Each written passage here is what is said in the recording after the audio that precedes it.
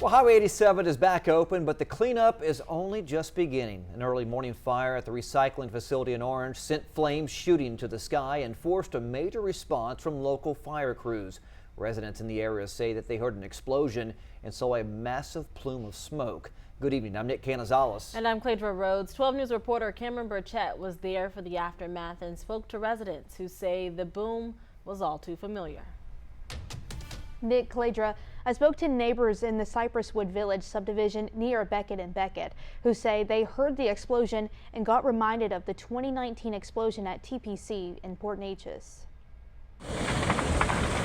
And I looked outside and saw flames everywhere. It was intense. Around 1 a.m. Tuesday morning, a fire broke out at the industrial recycling facility Beckett and Beckett, with residents saying they heard an explosion that woke them up. Yeah, so my wife and I, we actually just moved here from California about a week and a half ago, and this was our first Bridge City experience. Andrew Goins is a pastor at Bridge City First. He says his family woke up and shared what they saw online to Facebook. The flames were massive. I would venture to guess about 100 feet tall. They were huge, and you could even you could smell the heat and smell and feel the heat even from the distance we were. Orange Fire Department Battalion Chief Joseph Myers says it took crews hours to bring the fire under control. We cleared the scene at 8 a.m. this morning. Took us 8 hours.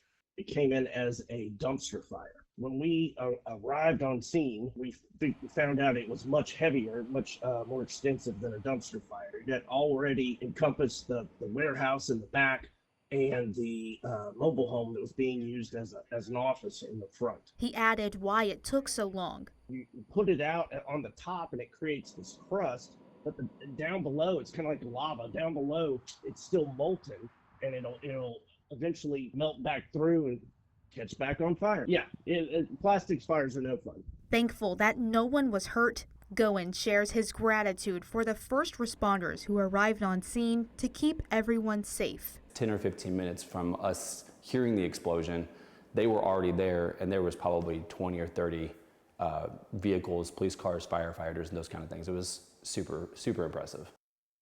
Orange Battalion Chief Joseph Myers says they don't believe any liquid chemicals were involved, but TCEQ was notified.